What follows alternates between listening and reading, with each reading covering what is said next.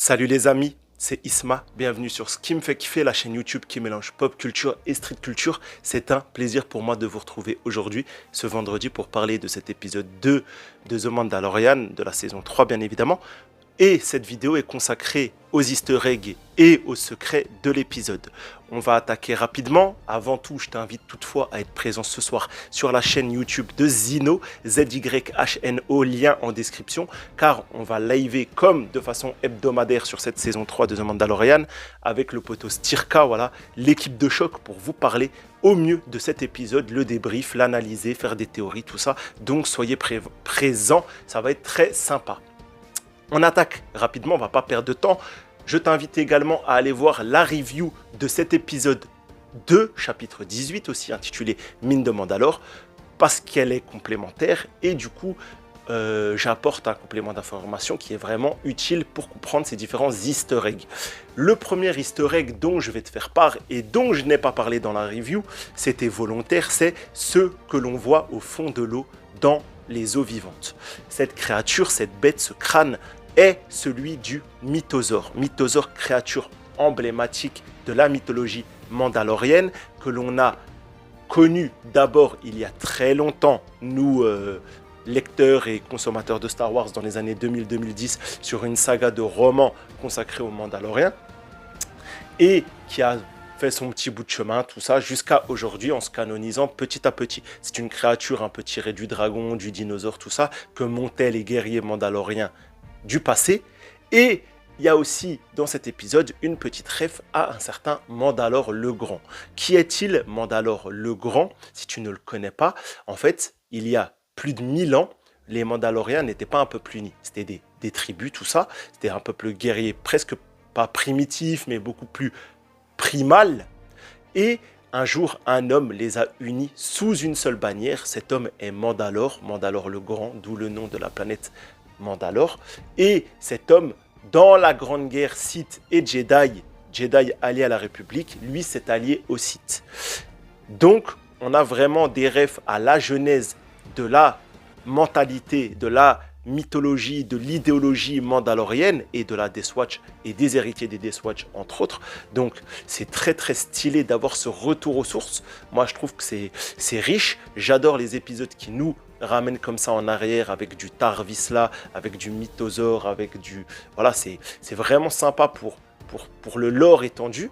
Donc le mythosaure, Mandalore le Grand, voilà, un personnage très charismatique. Je t'invite vraiment à aller faire tes petits devoirs et à aller lire les romans si tu aimes l'univers Legend, tout ça, ou même à aller lire des petits trucs sur internet, parce que moi je t'ai fait un bref récapitulatif. Mais c'est un Mandalorien très stylé, en armure rouge, il est beau gosse, il est badass, il est vraiment stylax et il est uni, comme je vous ai dit, à des seigneurs Sith d'une époque vraiment reculée, tout ça. C'est vraiment riche, donc soyez curieux, allez-y les amis.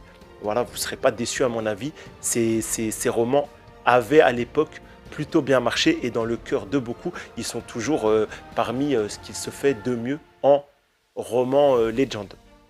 Bref, voilà pour ce dont je n'avais pas parlé la semaine mercredi, en milieu de semaine. C'est vrai que pour faire des vidéos plus courtes, je raccourcis les détails et les secrets easter eggs, j'aime bien les raconter là, tout ça, prendre le temps. Ce que je voulais dire également, les amis, en ce qui concerne le mythosaure. Si vous avez été attentif à l'introduction, c'est pas rien, à l'introduction de The Mandalorian épisode 2 saison 3, eh ben on a un gros focus sur la forgeron. La forgeronne, la forgeron, je sais jamais comment dire. Bien sûr, Audrey Sourdive en VF, magnifique, je t'aime, ta voix est incroyable. Et elle nous raconte qu'il y a une prophétie qui dit que le jour où il y aura l'éveil ou le retour du mythosaure, une ère nouvelle sera pour Mandalore. Donc, à quoi faut-il s'attendre? Je ne sais pas. En tout cas, on y est. La personne en ce moment qui doute du credo de la mythologie mandalorienne, donc Bo-Katan, voit ça de ses yeux. À mon avis, ça va tout changer pour elle, mais surtout, moi je vois deux solutions. Soit on va partir en grosse unification de Mandalore et des Mandaloriens dans la galaxie pour partir sur un but commun, pourquoi pas une conquête ou Je sais pas, bon, ça serait compliqué à mettre ça en place en sachant que la postologie, chronologiquement, nous attend bientôt. Ou bien, on part pour une nouvelle guerre civile entre Mandaloriens qui va se solder par le retour du roi. Vous en ferez votre propre théorie, tout ça, mais on a vraiment un focus dans cette intro qui nous dit que le retour du mythosaure annonce des choses incroyables et nouvelles. Moi, j'ai hâte de les voir, ces choses. Voilà, le mythosaure a été vu, du coup, la prophétie est réalisée. Nous allons, à mon avis, les amis, nous attendre à des dingueries. Voilà pour les gros secret easter egg de l'épisode. Voilà, pour moi, c'est les choses les plus importantes qu'il fallait relever dans cet épisode 2. Maintenant, il y a des petites refs également qu'on peut aborder. La course de la Bunta, bien évidemment, référence à Star Wars, la menace fantôme. La course de Podracer, Qui-Gon, Padmé et Anakin. La fête, Watto, Jabba le Hutt dans la prélogie, tout ça. Voilà, est-ce que c'est sympa? Oui. Est-ce que c'est utile? Non. R5 n'est pas un droïde lambda, deuxième ref sur Tatooine. On a quand même une ref au premier droïde qu'Owen et Luke voulaient acheter dans Un Nouvel Espoir et finalement ils se sont tournés vers R2-D2. Donc le retour de R5. Voilà, est-ce que c'est le même? À vous de... Voilà, si votre cœur dit oui, c'est oui. Si votre cœur dit non, c'est non. Moi, je sais pas. Je t'avouerais que ça serait drôle que ça soit le même. Maintenant, c'en est un autre, tu vois. Mais c'est quand même la poubelle qu'on a vue dans Un Nouvel Espoir en 1977. Dernière ref qui m'a paru toutefois intéressante. Bo-Katan dit à Grogu, en explorant les mines, qu'elle a connu beaucoup de Jedi. Pour toi, fan qui ne connaît pas Clone Wars et Rebels, ces Jedi sont nul autre que Ahsoka Tano, avec qui elle est amie, mais également Obi-Wan, qui a été l'amoureux de sa grande sœur, la duchesse Satine, qui est morte lors de la précédente guerre civile de Mandalore. Donc, Obi-Wan et elle se connaissent vraiment très bien, et bien sûr Anakin.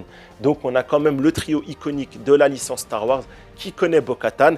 Bo-Katan parle à Grogu de Jedi qu'elle a connus, sûrement des Jedi que Grogu lui-même a connus à Coruscant quand il était plus jeune. La boucle est bouclée, c'était sympa. Voilà, petite rêve tranquillou dans cet épisode qui sont certes mineurs à côté de ce que représentent les refs à Mandalore le Grand et au Mythosaure, mais à prendre en compte. Et peut-être que toi, spectateur qui, comme j'ai dit, consomme pas Rebels, pas Clone Wars et uniquement les films, tu t'es dit, mais de qui parle-t-elle? La réponse est là. Elle connaît le trio emblématique Ahsoka, Anakin, Obi-Wan. Voilà les amis, on va s'arrêter là-dessus.